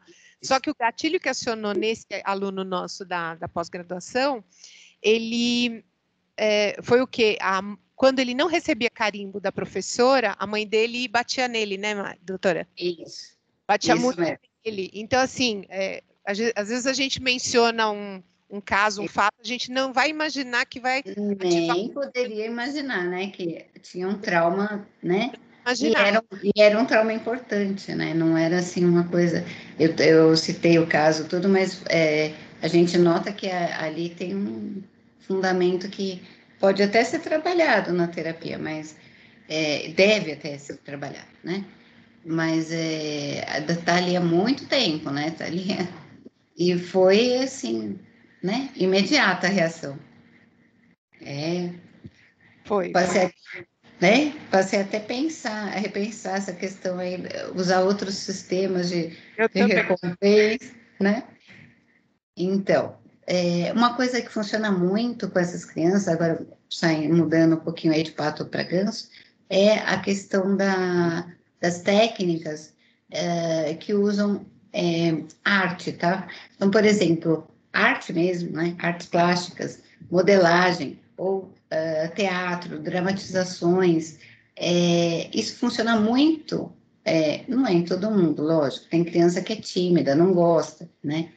Mas funciona muito nas crianças que têm TDAH, principalmente os hiperativos, né? Adoram fazer esse tipo de atividade. Então, são coisas que a gente pode ir lançando mão, a gente digo, os educadores, né? Doutora Mara, com Oi? licença, ali, eu tenho uma pergunta. Esses tratamentos, né? Algum tratamento tem comprovação científica de que algum tratamento integrativo possa ajudar também, como entra, por exemplo, como tratamento de TDAH? E a senhora poderia citar se houver? Sim, entra e eles são largamente estudados. Eu posso até mandar para você, através da Paula, alguma literatura, porque daí, como é um assunto um pouco mais longo, tudo mais, eu mando para você. Pode deixar, eu mando a literatura pela Paula. Ela é colega terapeuta integrativa. Ah, e tem vários trabalhos. Você pode, quer dizer, e na própria. Eu vou pegar até a lei. Você chegou a ver a portaria 14? Você chegou a ler ela inteira? Não? Eu vou até ver como está na portaria 14, mas eu acho que tem também na própria portaria 14. Essa eu já tenho, eu posso até te mandar agora. Mas eu vou levantar os trabalhos e mando pela Paula também. Pode deixar. E é bom saber, viu? Que temos alguém, né? Depois eu quero conversar com ela, viu, Paulo? Você sabe por quê? Tá bom. Bom, as intervenções comportamentais, né? Aqui vai depender das demandas, né? Então, o que incomoda mais, o que está prejudicando mais a qualidade de vida da criança, do adolescente? É a desatenção, está prejudicando no rendimento escolar, é a hiperatividade, é o comportamento impulsivo, então, ele tem problemas mais a nível de comportamento, né? Comportamentais na escola ou no ambiente familiar, etc. Então, por isso que fala gerenciamento de contingências. Então, a gente vai ver, de acordo com as demandas, a gente vai personalizar o tratamento. Muito importante a gente esclarecer pais, os educadores normalmente já têm esse esclarecimento, mas é bom sempre ter cada hora mais cursos, mais capacitação, mas para os pais e pacientes isso é extremamente importante. Uma coisa que eu achei muito interessante, como chama o cantor, gente, do Maroon 5? Como ele chama? Lenny? É um cantor, ele tem TDAH. Aí, o que acontece? Ele deu uma declaração, e quando eu estava pegando essas pessoas... Acho que é o Adam, que é o vocal. É isso, e é o guitarrista, é Levine, né? Então, não, o Adam Levine é o cantor. É cantor? Então, ele, é Levine, eu lembrei o sobrenome. Ele deu uma declaração falando o seguinte, que ele estava feliz por ter TDAH, porque, afinal, existe. Ou seja, o que eu consegui entender ali da declaração que ele deu? Ele estava feliz por terem feito um diagnóstico, ou seja, existia mesmo uma condição, ele tem alguma coisa, porque é meio desesperador para a pessoa que não está bem, que não consegue não consegue ter um funcionamento normal, ser vista pelas outras pessoas como preguiçosa, como desinteressada, como avoada, né? Porque tem ainda muito essa visão. Por mais que a gente convive num meio esclarecido, mas por aí a coisa ainda, até professores falam isso, até profissionais da saúde falam isso. Que TDAH é uma doença inventada, ou seja, que não existe, etc. Então, imagina, né, se até no meio falam isso, imagina, né, no meio em que não tenha nenhum tipo de discussão a respeito, né? E ele colocou da felicidade dele, de finalmente terem feito o diagnóstico. Então, eu achei isso muito interessante. Cada hora mais importante a gente fornecer informação às pessoas, né? Sobre a existência real do TDAH, dos sintomas, que não é frescura, que existe, etc. Bom, treinamento dos pais. E como eu falei, essas crianças e adolescentes têm que ser ensinadas a ter organização, etc. Porque elas não vêm funcionando sozinhas, né? Intervenção na vida adulta e na adolescência, e geralmente a gente vai fazer a terapia comportamental associada, né, cognitiva comportamental associada a medicamentos, geralmente da vida adulta. Na adolescência, não necessariamente. E também não é obrigatório na vida adulta, mas é mais frequente o uso do que na infância e adolescência. Bom, uma coisa importante, o nosso sistema de saúde, ele não fornece os medicamentos, tá? Por quê? Porque eles observaram vários trabalhos e viram que não existe uma literatura robusta ainda que demonstre que há uma verdadeira vantagem do uso, ou seja, risco-benefício compense o uso dos medicamentos, seja a Ritalina ou seja o Venvanse. Então, o SUS não fornece medicação, tá? Bom, em termos das estratégias escolares, aqui as várias coisas que a gente já comentou em termos de fazer as estratégias, né, comportamentais, acadêmicas, de autorregulação, substituir comportamentos indesejáveis por comportamentos positivos, né? Então, com isso, aquelas técnicas que a gente estava falando, o que funciona bem, né? Então, primeiro, a motivação, as técnicas de recompensa, são o que mais funcionam no TDAH. Uso de reforços, elogios, mas também advertências e redirecionamentos para essas crianças.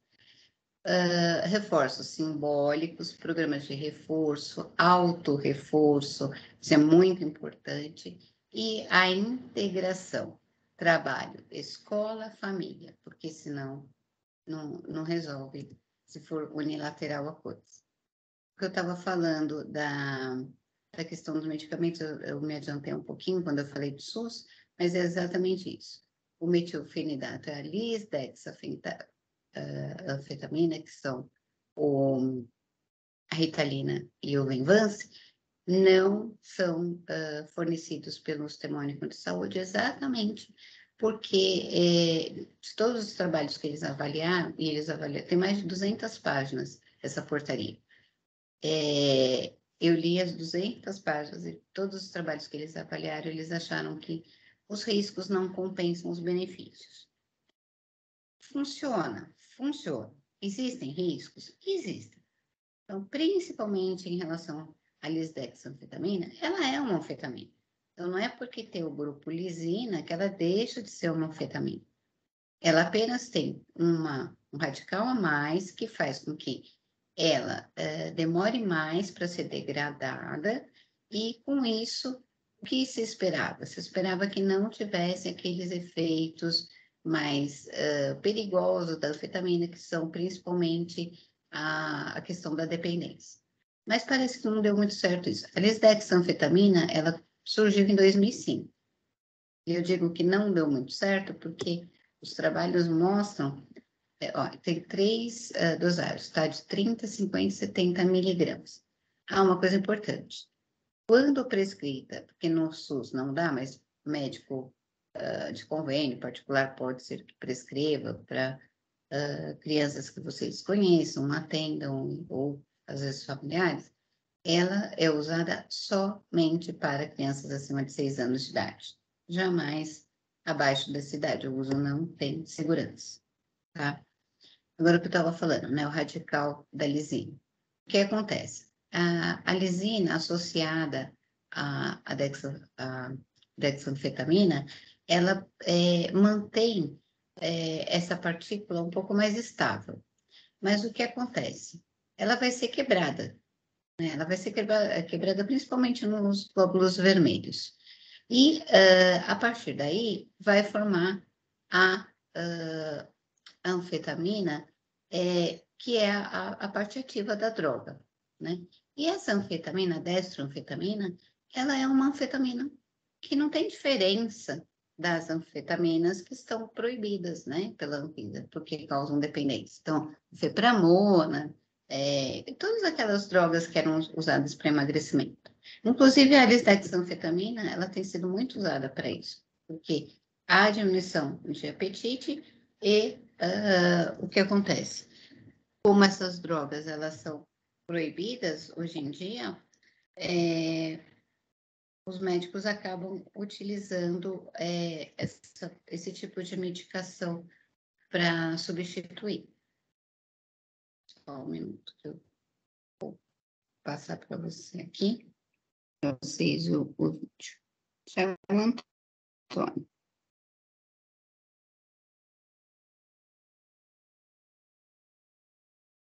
Aconteceu. Aqui. Doutora, Oi. interessante, só que nós temos Tem que encerrar, né?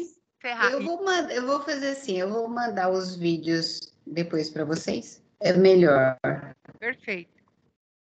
Porque os dois vídeos ficaram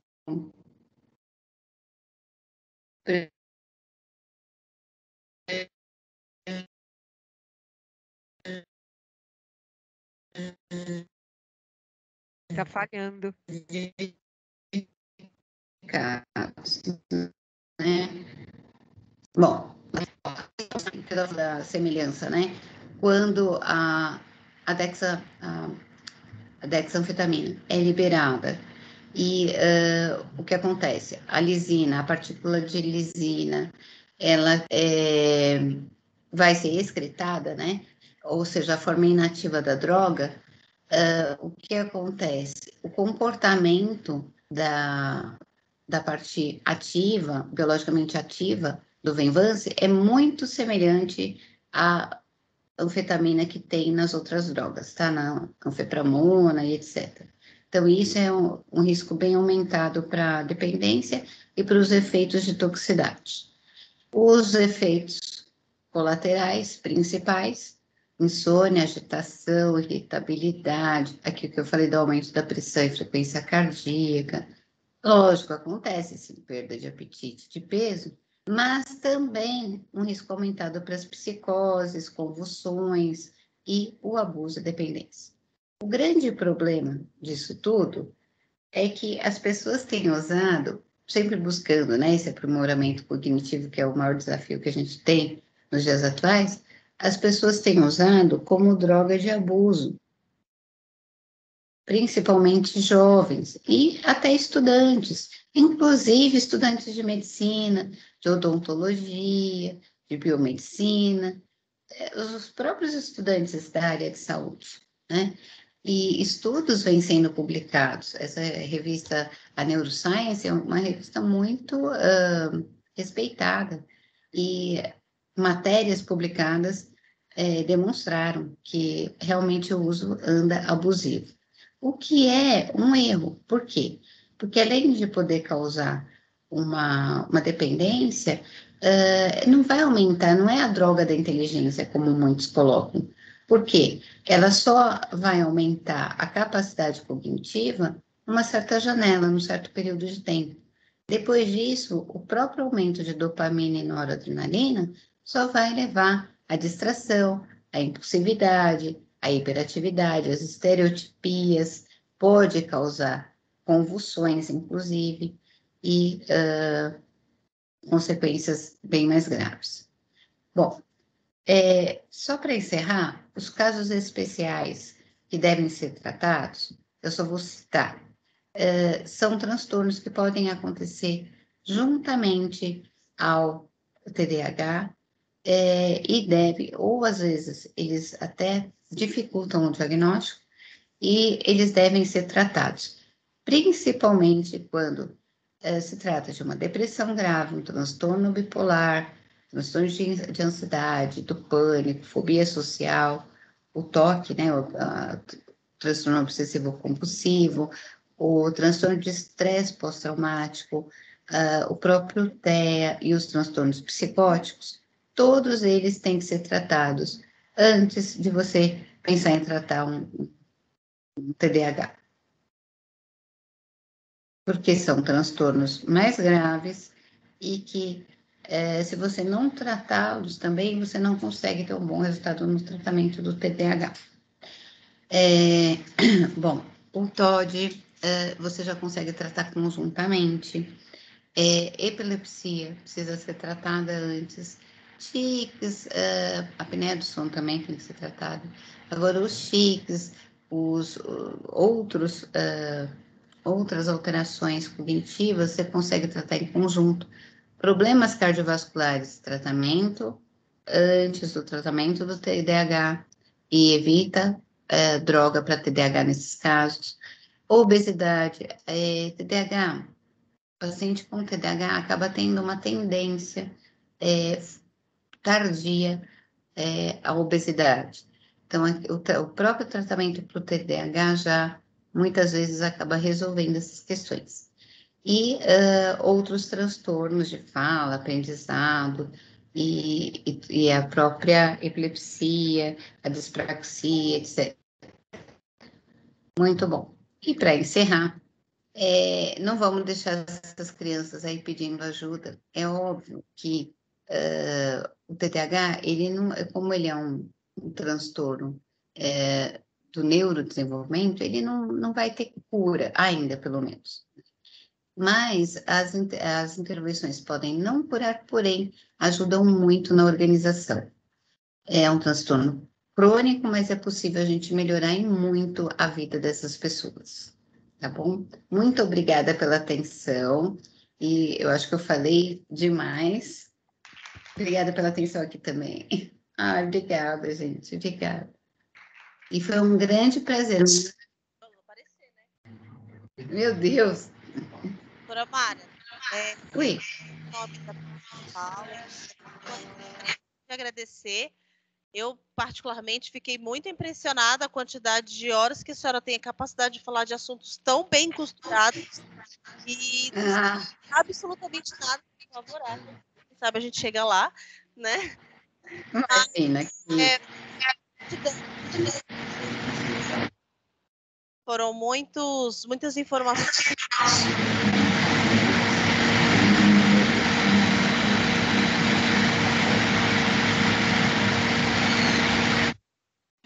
Aí.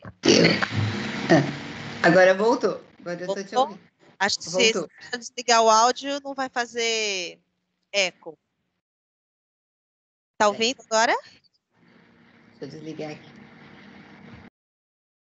Agora vai. Então, e aí, só reforçando que a gente agradece muito, assim, a senhora ter disponibilizado esse tempo para a gente. E tudo que a senhora falou é muito importante e vai nos ajudar muito no decorrer das nossas aulas, principalmente com a professora Paula e também da nossa profissão aí. Vai ajudar muito mesmo. Viu? Eu fico muito feliz, viu? E estou à disposição para que a gente possa ter outras conversas. Muito obrigada, viu, gente? Parabéns, obrigada. Obrigada, professora Paula. Obrigada, viu? Gratidão. E, gente, alguém quer fazer alguma pergunta para ela? Não? Foram contemplados em tudo? Sim? Irmã, gratidão. Gratidão, doutora. Eu que agradeço. Seu conhecimento, viu? Muito obrigada. Eu que agradeço. Até mais, gente. Boa noite. Obrigada, viu?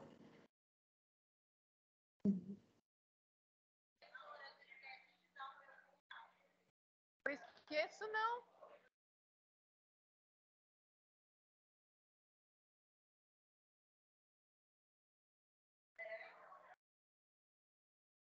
Gente, obrigada por ter ficado